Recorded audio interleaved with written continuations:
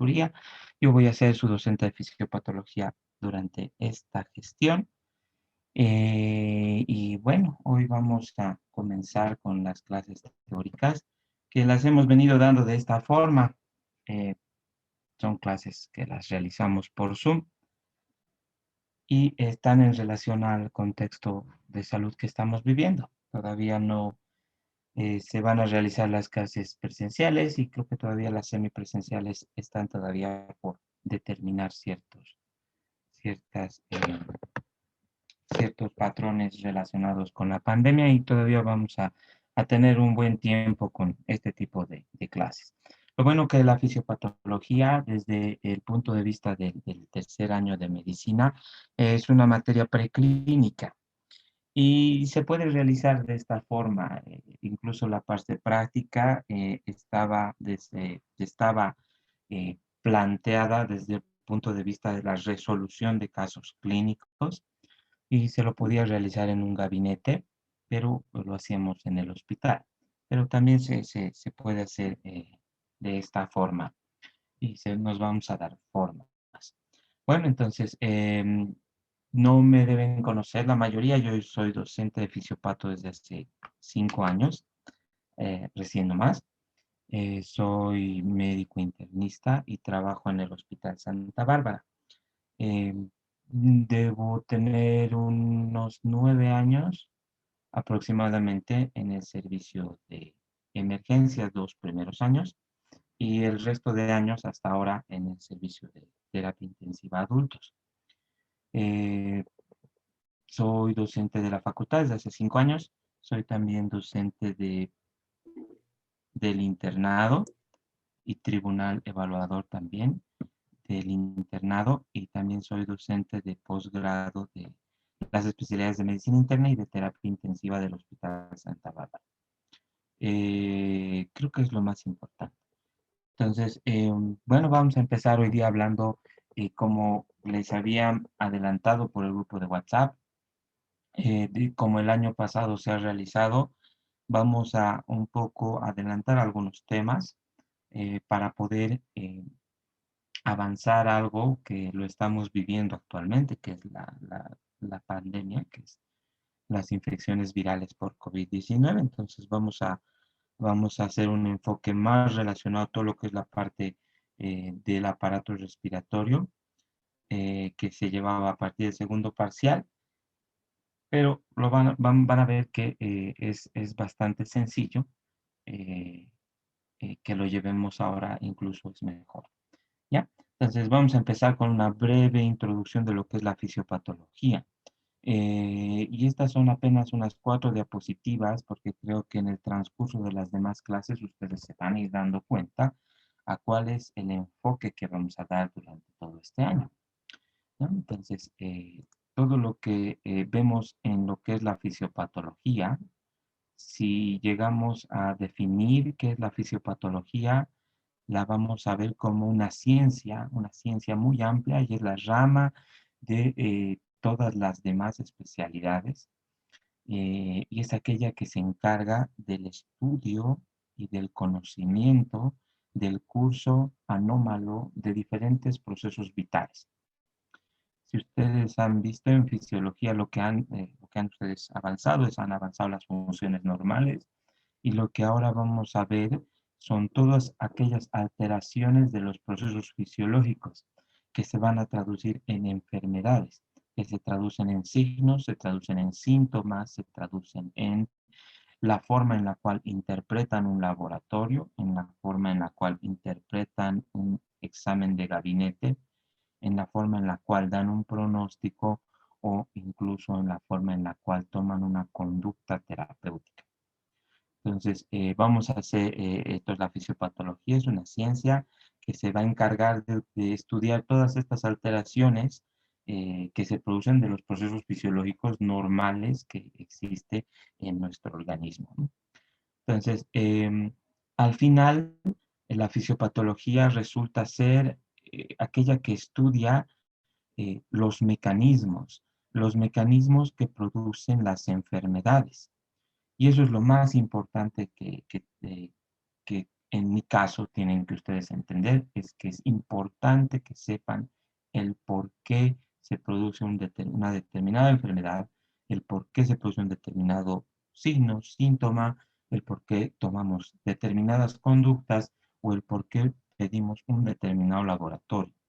Porque es parte de un mecanismo, es parte del mecanismo de esa enfermedad, de esa alteración de un proceso fisiológico normal que en algún punto se ha alterado y ha producido la enfermedad.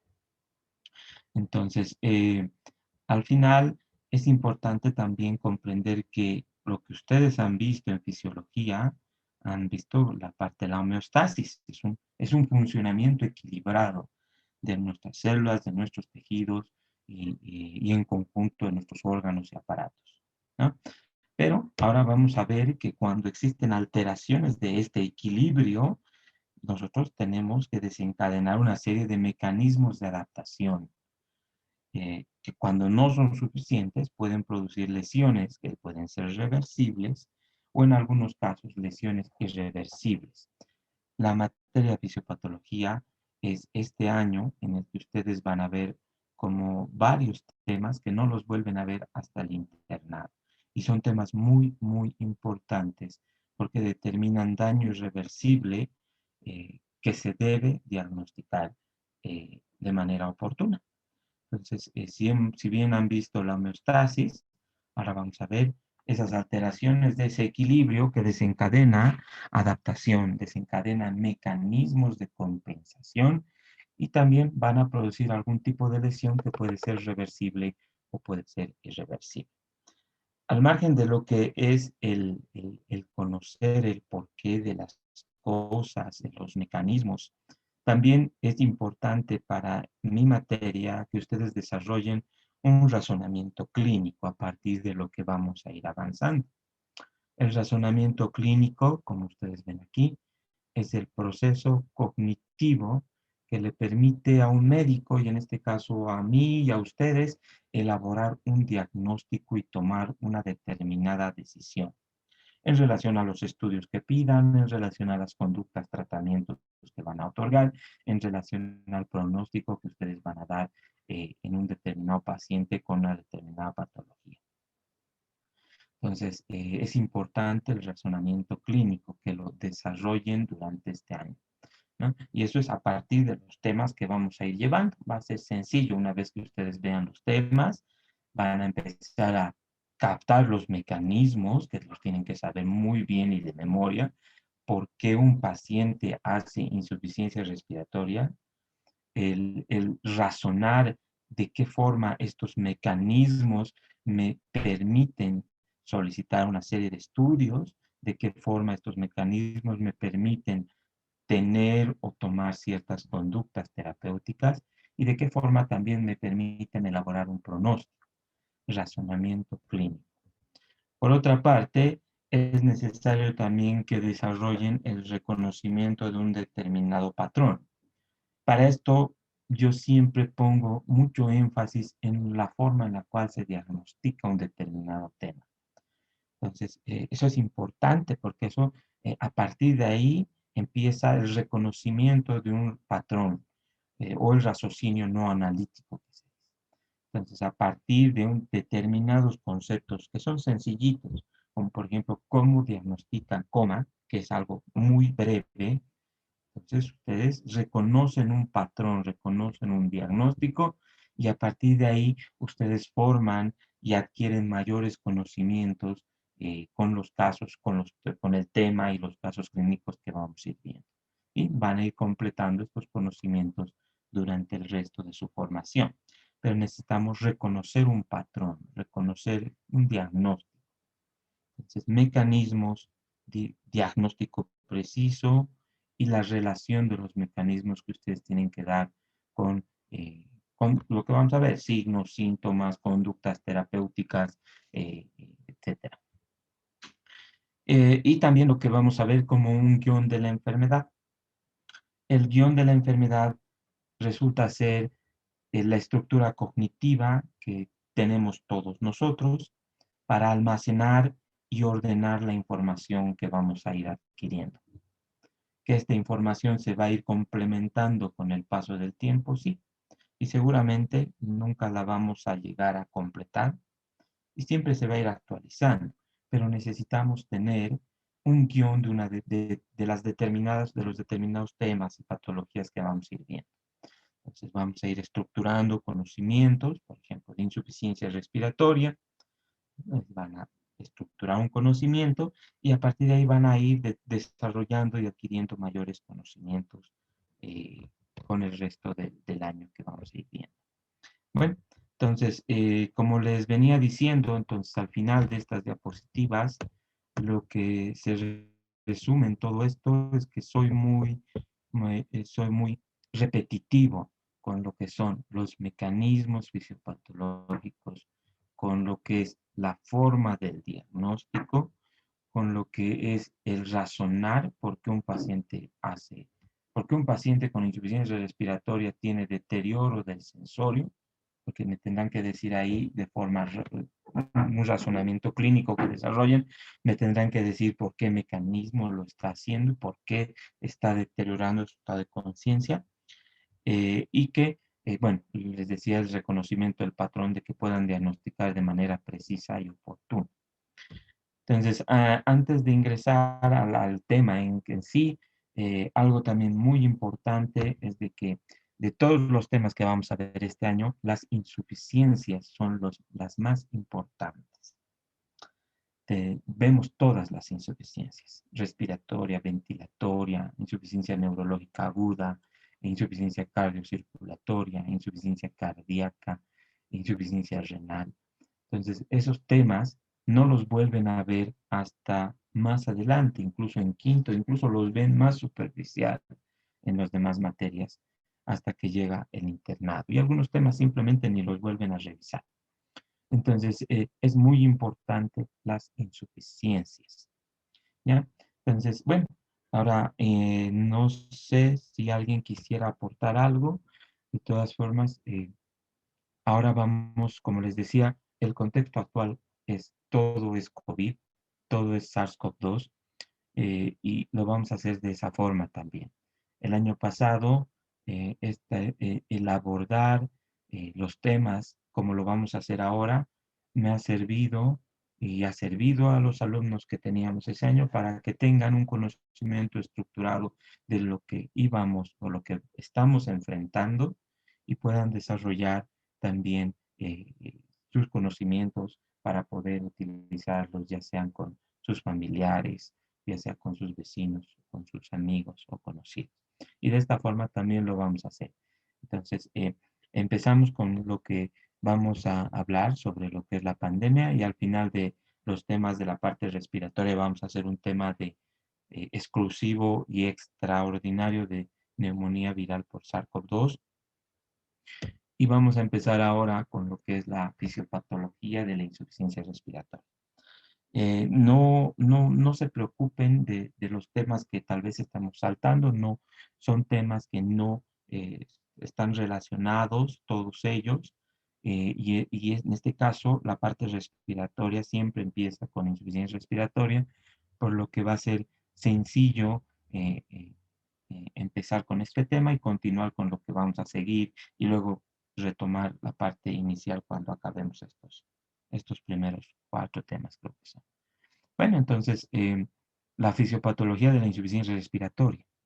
Entonces, antes de ingresar a este tema, lo que tal vez quisiera es que si alguien pudiera, tal vez, decirme si tiene algún conocimiento de lo que es la insuficiencia respiratoria o lo que es la insuficiencia ventilatoria, o si es que son dos conceptos similares, o si son dos conceptos diferentes.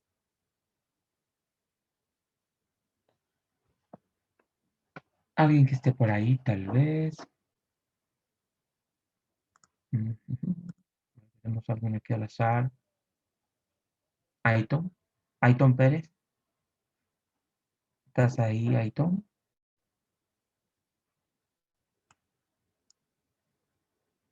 Aiton Pérez. Andrés.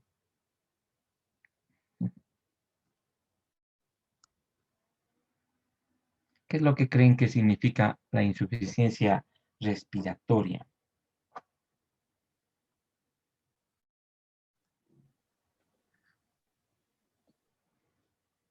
¿Alguien cree que significa respiratoria?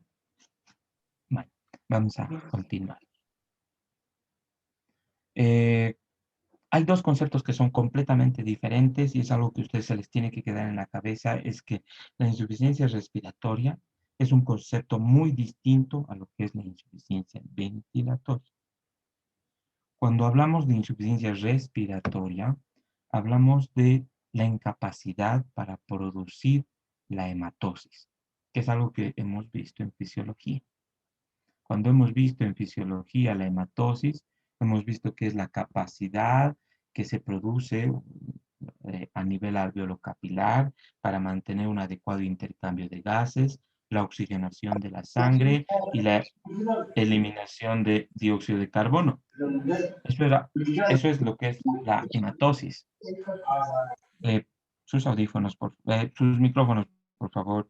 Y bueno, entonces cuando hablamos de insuficiencia respiratoria, hablamos de la incapacidad para producir una adecuada hematosis, eh, un inadecuado intercambio de gases entre lo que es el alveolo y lo que es el capilar. Por otra parte, la ventilación es un inadecuado intercambio de gases, pero que se localiza en otro nivel y es un inadecuado intercambio de gases que se produce entre lo que es el medio ambiente, el aire ambiente, la atmósfera y lo que es el alveolo. Entonces son dos conceptos diferentes. Tenemos ventilación, inadecuado intercambio de gases entre la atmósfera y el alveolo, y tenemos respiración, que es el inadecuado intercambio de gases entre lo que es el alveolo y el capilar pulmonar. Entonces, estas dos funciones son parte de las funciones del sistema respiratorio. Como recordarán, en fisiología el aparato respiratorio cumple múltiples funciones. Regula el pH porque elimina el dióxido de carbono cuando damos equilibrio ácido-base. La temperatura es parte del metabolismo de diferentes sustancias, pero también y principalmente se encarga de respirar y de ventilar.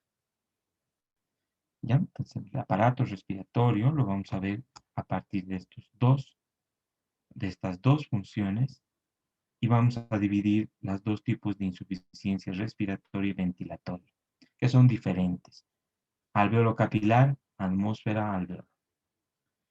Bueno, entonces, cuando hablamos de insuficiencia respiratoria, primero debemos tal vez volver un poco atrás y ver que el aparato respiratorio lo vamos a encontrar distribuido en 5 componentes. Entonces, estos 5 componentes, cuando se alteren, van a producir insuficiencia respiratoria o insuficiencia ventilatoria. ¿Cuáles son los 5 componentes del aparato respiratorio? Son dos extrapulmonares y tenemos a los restantes 3 que son componentes parenquimatosos pulmonares. ¿Cuáles son los dos componentes extrapulmonares del aparato respiratorio?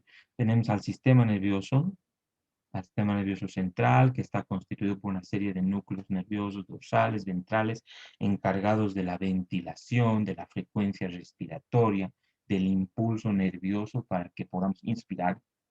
Y la expiración es pasiva, pero inspiración es activa.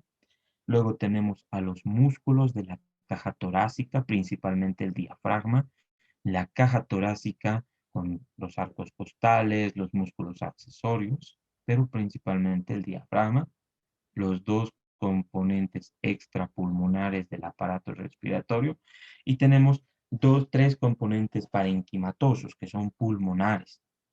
Y estos son las vías respiratorias que se encargan de conducir los gases desde la atmósfera hacia el alveolo y de sacar del alveolo hacia la atmósfera.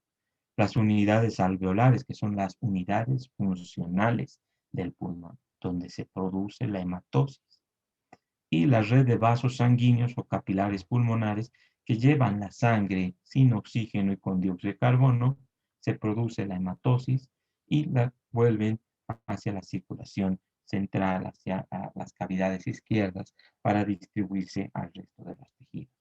Entonces tenemos dos componentes extrapulmonares y 3 pulmonares. Para muchos, tal vez hasta este punto, cuando hablamos de insuficiencia respiratoria, parecería ser que solo son patologías pulmonares. Por ejemplo, aquí, vías respiratorias, una crisis asmática, la enfermedad pulmonar obstructiva crónica, las unidades alveolares, una neumonía viral, bacteriana, los vasos capilares, la tromboembolia pulmonar. Cualquiera de estas que he mencionado van a producir insuficiencia respiratoria. Es sencillo entenderlos así porque los vemos como partes del parénquima pulmonar. Van a producir insuficiencia respiratoria.